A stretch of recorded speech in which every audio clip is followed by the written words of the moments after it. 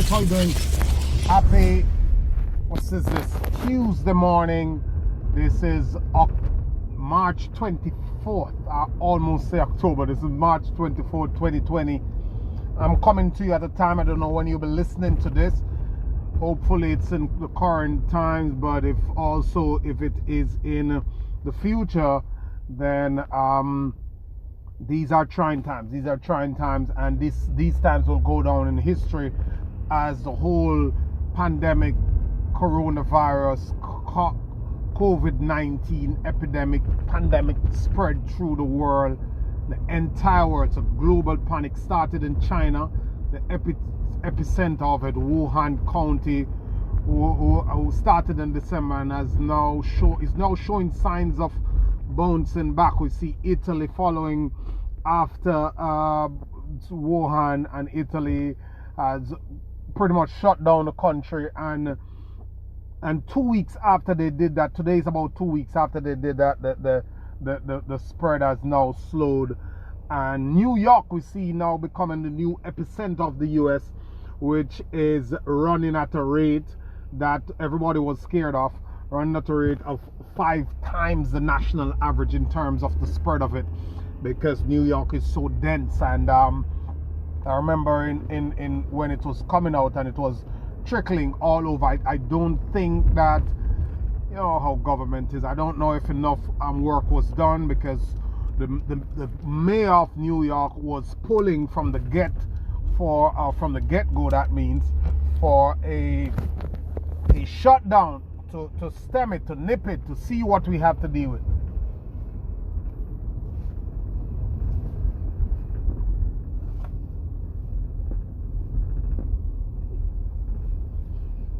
But the governor was having no such thing. Sorry for that break. And 2 weeks after, when the governor decided that it was okay to do it, then it was already at maybe 7,000 cases in a week. And these things is happening more and more. And this thing is spreading out of control, and it's getting crazy. So you know, we are holding strain here in New York City. I know wherever you are in the world, this is affecting you. And yesterday I did a podcast about being panicking or positioning, and someone said, Lowen, I heard your podcast, but expound on that a little bit more. How do we position?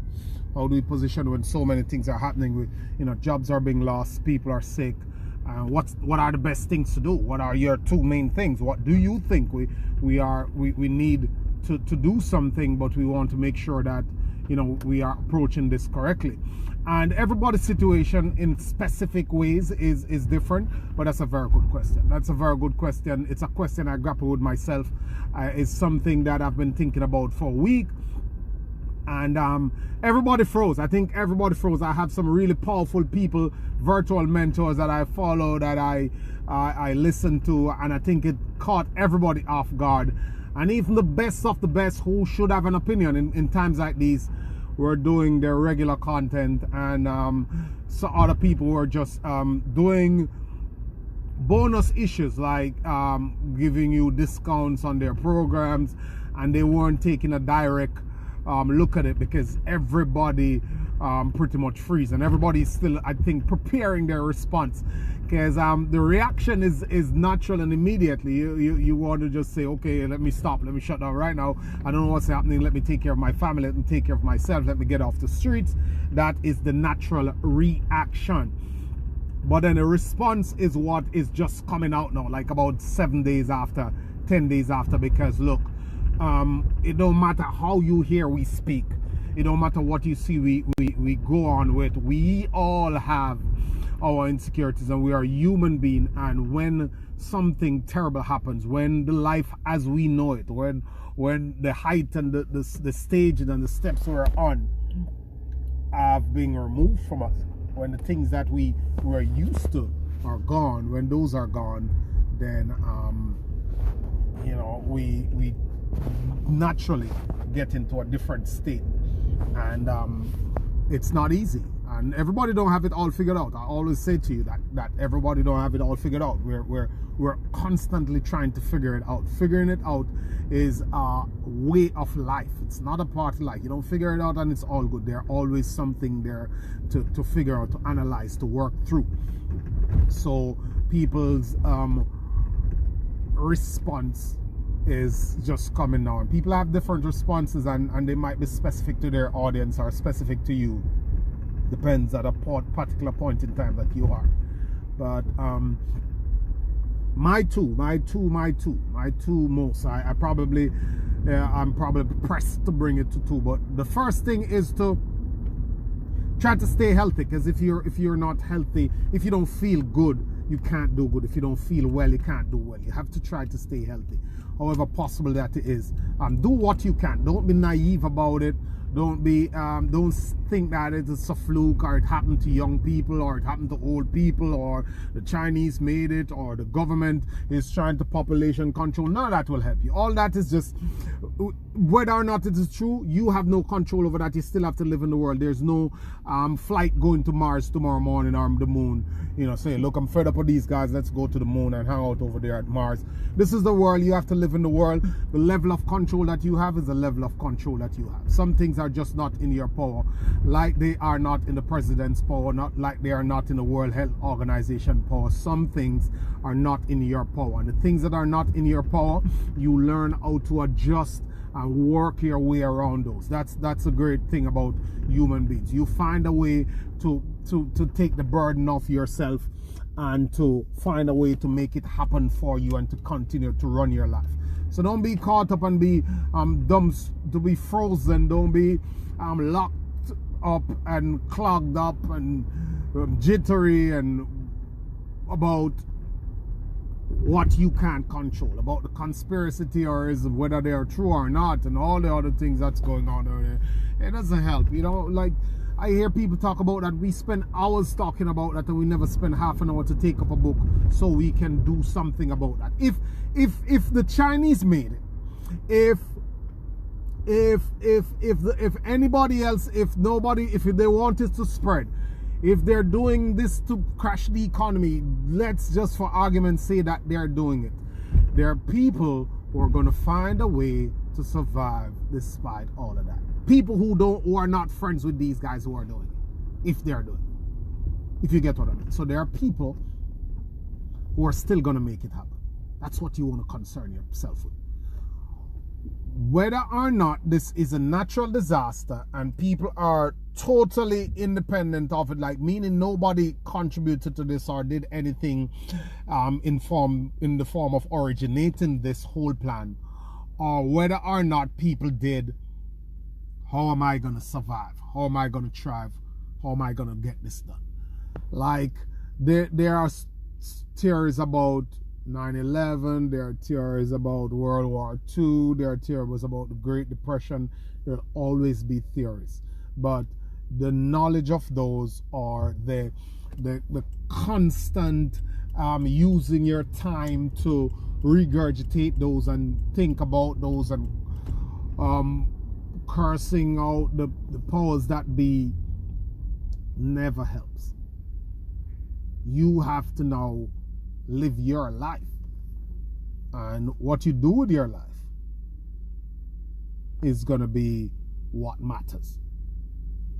What you do with your life is going to be what matters. And then these theories will come up again after the lull period. Nobody did anything, like 2008 when they said, oh, the people crashed the economy. And there are 13 years when there was nothing to blame the people for, and people thrived and put themselves in positions. As we speak, there are people who are holed up in their penthouses, holed up in their mansions, with their kids being taught, taken care of, money still being made. They're happy.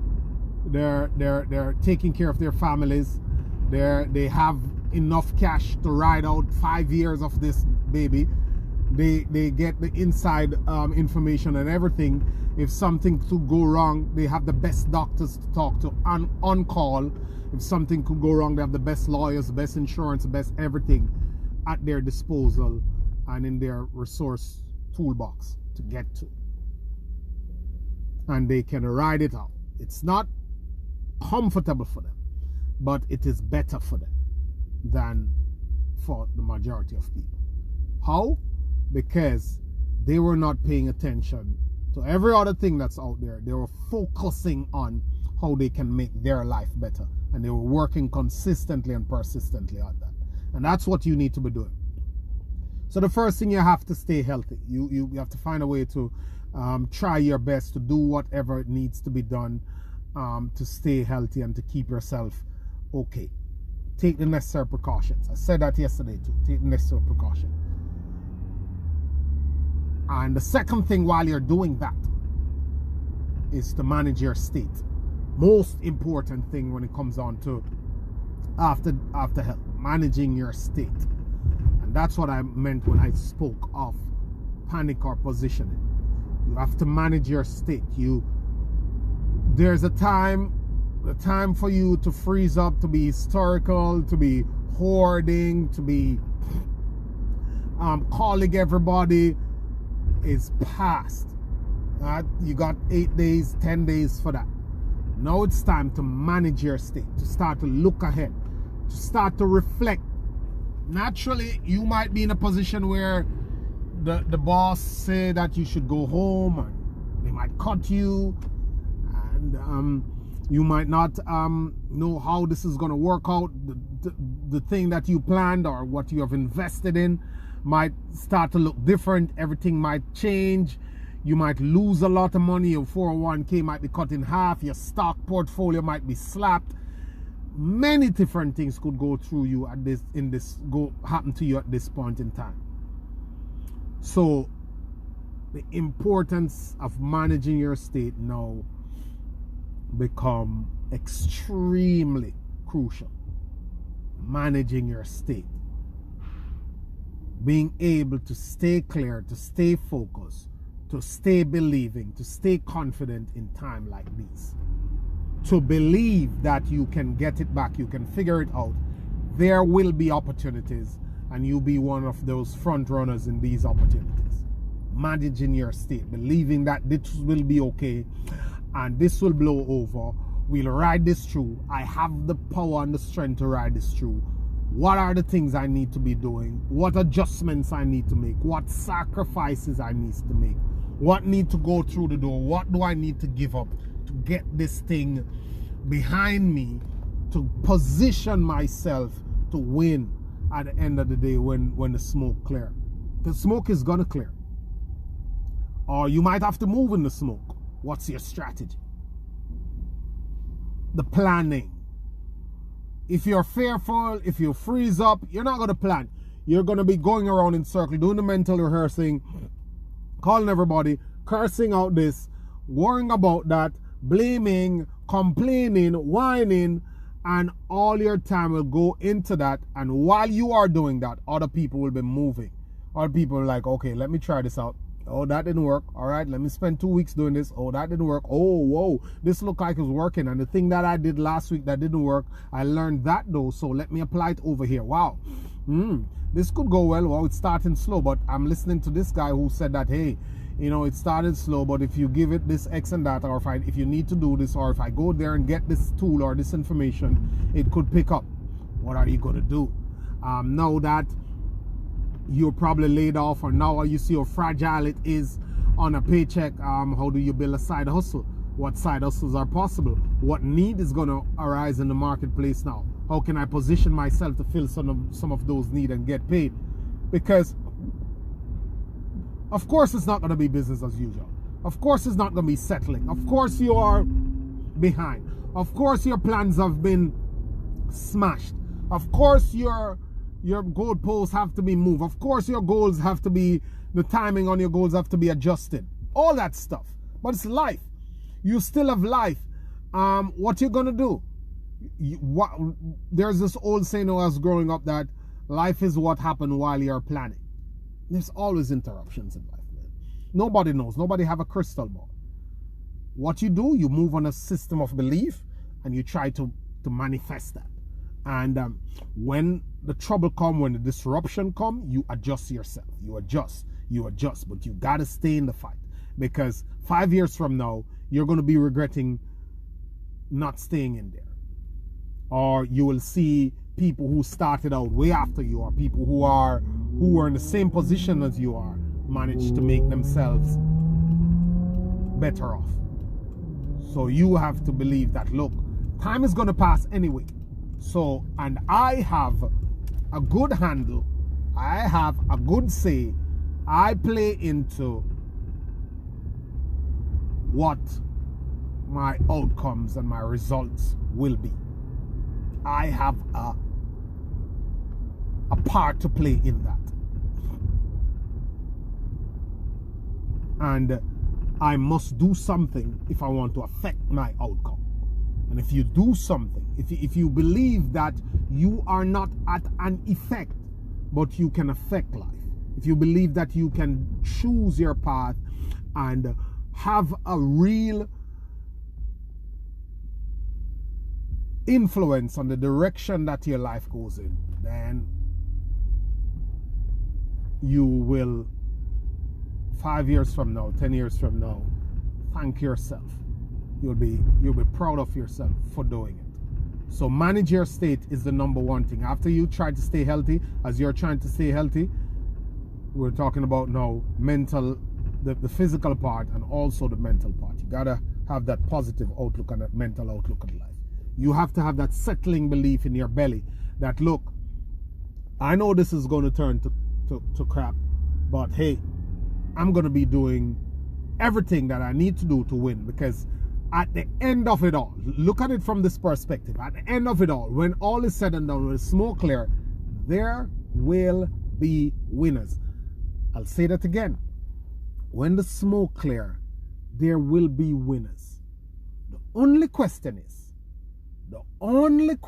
is, just like in 2008 there were winners, just like coming out of the Great Depression there were winners, just as 1983 or whenever those years are, 1918 and 1946, all those pivotal points and moments in our lives. When the smoke clear, 5 years after, 3 years after, 10 years after, there were winners. Right? There is going to be winners.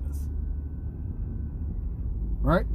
When this is all said and done, there are going to be winners. The only question is, as I was saying before, the only question is, for you, that is important, will you be among the set of winners?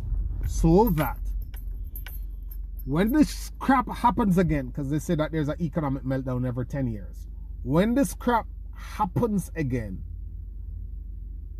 you will be in the winner's box and you have better resources to ride it out. The only question is, when the smoke clear, since there will be winners, as there always are, there will be immense opportunities. Since there will be winners, your only question now is, will I be among those winners? Ready to ride, guys? Let's ride this through. Keep that positive feeling. Stop dosing yourself up on that crap that doesn't help you. Use 5 minutes to get the information. I did that this morning. I used 5 minutes to get information. I jump on New York Times, jump on ABC Online, bam, bam, bam, bam, bam. NBC Online, I think it was. Looked at it, read a couple of things. Took me when I was having my coffee, then I'm out of that. Now I'm going to learn. Now I'm going to strategize. Now I'm going to make plans. Now I'm going to take action. 5 minutes. I tell people all the time. They say, oh, we got to watch the news to know what's going on. Okay, fine. 5 minutes. You know where I learned that? I learned that when I was doing this trek in the mornings. I had a 15-minute trek on the Northern State Parkway. There's this new radio station, I think called, I remember what it was called, something 13. And it was pretty much showing you that they do the news in 13. Okay, so I was listening to this news in 13 and I realized that after 13 minutes, that 13 minutes turned into the whole day, but it was the same 13 minutes. News, my friends, what you're watching and listening to all day is a 13 minutes exercise at most. Take your 13 minutes, watch the news, and don't watch the regurgitation and the split tests and the spins and the rework of the thing to keep you watching. Because that's what the media companies, they can't afford everybody to turn off the TV after. They make no money. So they have to now package it in such a way that they give you different versions of it, different take, different splits, different talk about the same thing. You don't need to worry about that. Once you get the news, coronavirus is X. It is happening X. The government has planned to do Y. This thing is happening. Go. Go learn, go produce, go work, go figure out, go plan, go strategize. Tomorrow morning, you want it again? Fine, go. And move on with your day. It's 24 hours. Take 15 minutes out. Nothing is wrong with that. But do not. Your friends will hear. You can mention it a couple of times to those who are in the circle, but don't get on your phone and spend hours and the entire day regurgitating that, sending that out, tweeting, Facebooking, emailing, calling about. That's a waste of your time. Let your friends consume it for themselves. And then you get on, do what you're supposed to do. Manage your state. The question is, when the smoke clears, there will be winners. There will be winners. The question is, will you be in the winner's place? Thank you guys. Always a pleasure. Appreciate it. Go win. Don't consume your life away. Start to produce. Have a great one.